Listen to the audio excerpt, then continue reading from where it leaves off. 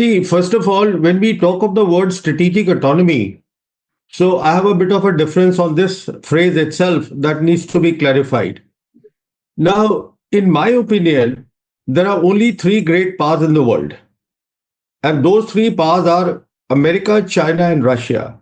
And by definition, a great power is which has a capability to influence events anywhere in the world, and it can take care of its sovereignty by itself. So, why I'm saying this is because, in my opinion, only these three great powers today have strategic autonomy. When you talk of strategic autonomy, what to me it means is that the capability to take your decisions by yourself, not be intimidated, not be coerced, not to be pressurized by any other country to change your policies or to change your action. So only the great powers can do that. India is not one of them. So it will be incorrect to say that India has strategic autonomy. I mean, it's okay to talk as part of a rhetoric, but this is not the truth. See, what has happened is that the Modi government in India since 2020 has invested a lot in America. And the reason for that is simple, that in 2020, the Galwan killings happened between India and China on the border. So consequent to that, India has signed practically all the military foundational agreements. We have signed that. We have done much more than that. If you see the list of agreements that have been signed, in my opinion, India has become a de facto ally. This is one part, de facto, not de jure.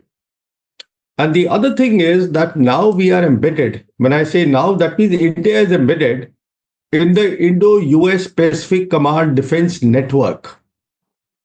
Just to recall to your readers, your viewers, that it was President Trump in his first term in office in May 2018 that he renamed the US Pacific Command as US Indo-Pacific Command to give centrality to India.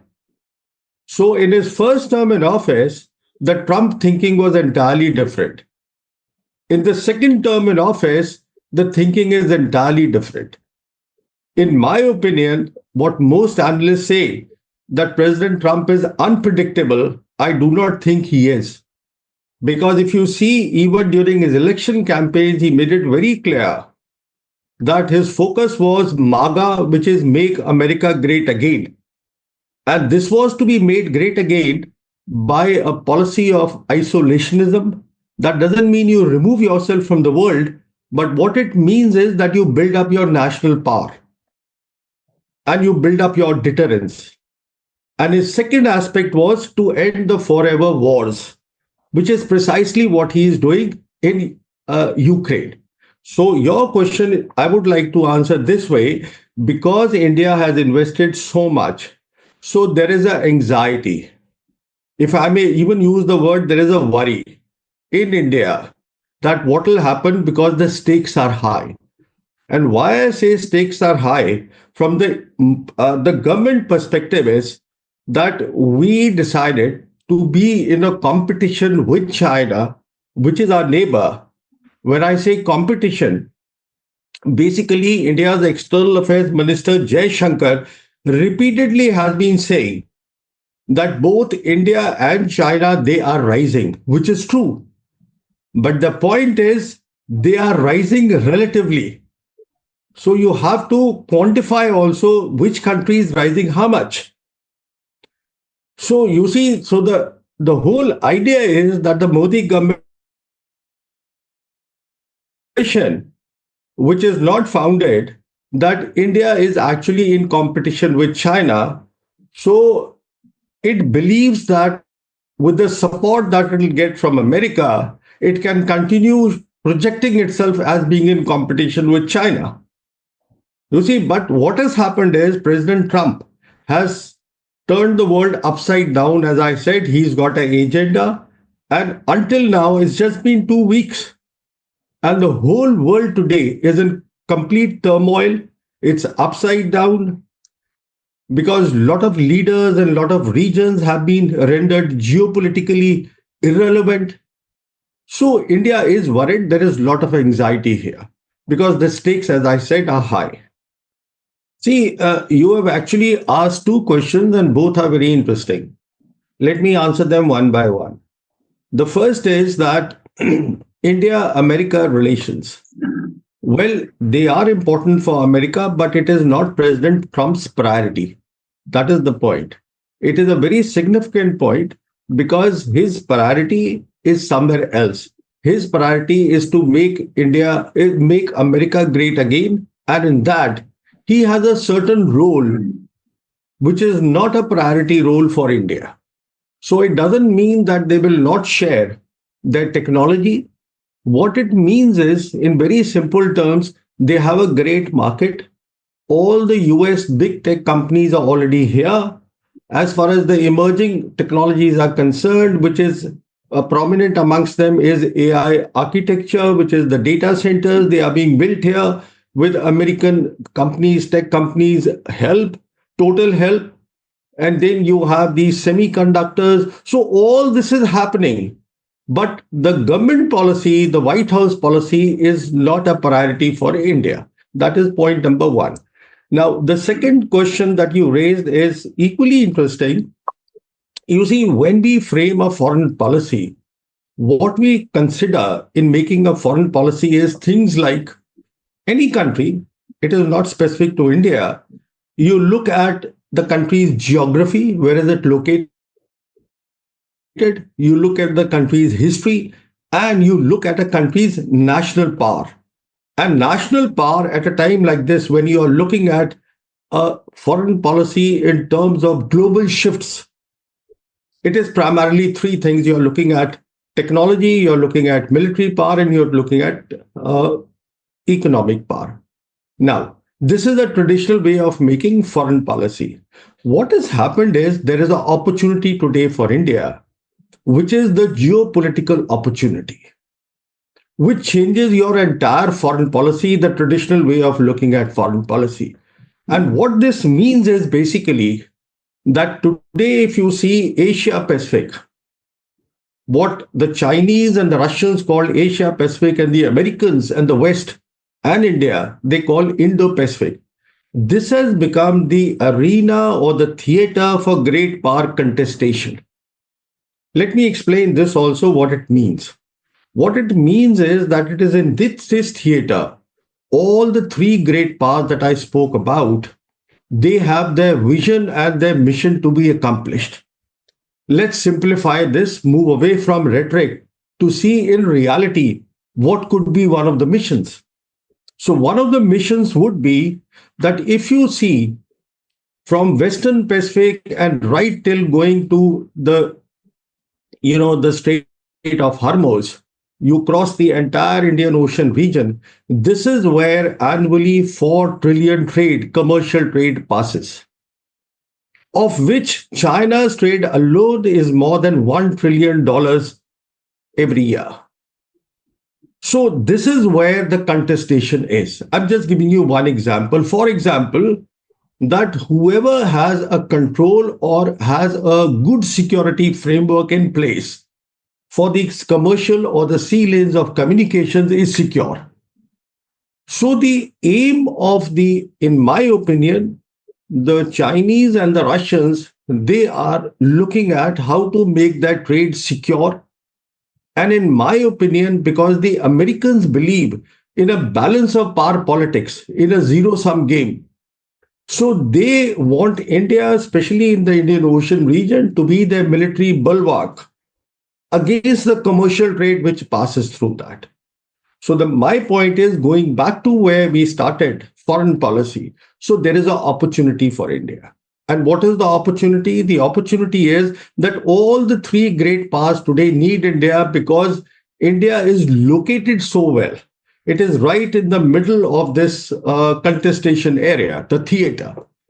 Now, if Trump has withdrawn, when I say withdrawn, that means it is not a priority. It is not that India is not important at all for America, not a priority. Then India should consider its foreign policy because after all, what is foreign policy? Foreign policy is an extension of your domestic policy. And what is our domestic policy for India today? that by Prime Minister's own admission, 80 crore people, which is 800 million people, are below the poverty line. We are a poor country. So our foreign policy should be how to make the lives of these 80 crore people better. Now, if this is what it should be, then obviously we have to consider China. Why has the contestation come? When I say global contestation, why it has come from Europe to our region is primarily because of the rise of China. So when you look at your geography, you look at your geopolitical opportunity, and you, because Russia also, as you see, now Russia is a huge country. The better part of Russia landmarks is actually in Asia and not in West. And they also have shifted their gaze from West to East. So everybody is here, the three great powers. India should look at now its national power, which relative to China is very small. It has geography, it has a market, it has a history, it has two military lines to contend with. You see, with Pakistan and with China, and it has an opportunity. And what is the opportunity today? The opportunity is BRICS. That is the opportunity. India is a founding member of BRICS, which is why I keep saying, and this is my conviction, that if India invests in South Asia, if it invests in peace, it will get development. We want peace with Pakistan. We should have peace with China. This is critical because, and again, how will the peace come? Let's say with Pakistan, peace cannot come if both the countries have a zero-sum game mindset, which they have today. Because any small thing happens, even this cricket match that was going on, it is about Pakistan ko hara diya, India ko hara diya. No. You see, there is a different format. A format which has been given by China, accepted by majority of the global South nations, and the format is move away from a zero-sum game and look at win-win situations. So we have to look at win-win situation. If India and Pakistan can look at win-win situation, we will know where to place Kashmir.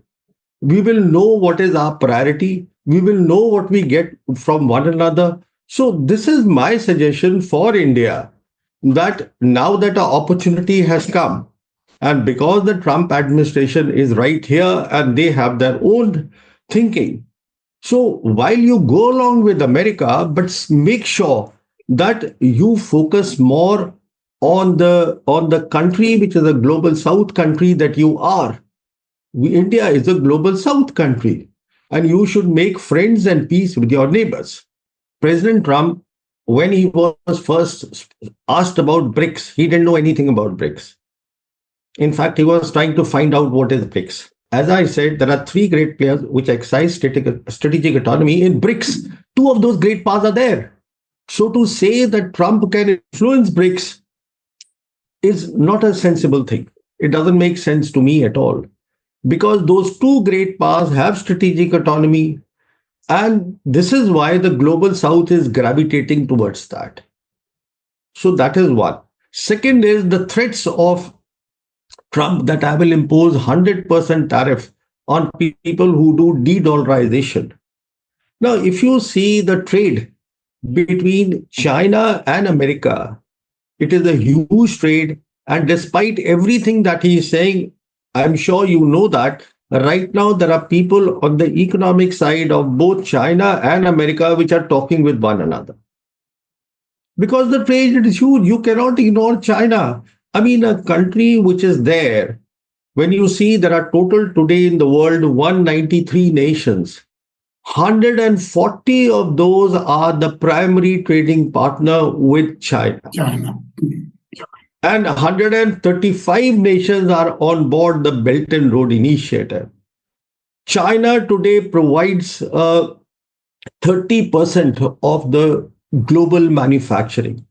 China is there all the important supply chains of the world. And if I may add, Chinese Foreign Minister Wang Yi recently at the Munich Security Conference, he said that while the GDP growth of China is 5%, it is still contributing 30% to the global economy. So the point I'm making is very simple. that countries like India and US, it will be their loss. It will be their loss. The threats means nothing. You have to go by the reality. You have to go by the facts. I see no way that the BRICS momentum will stop with or without India.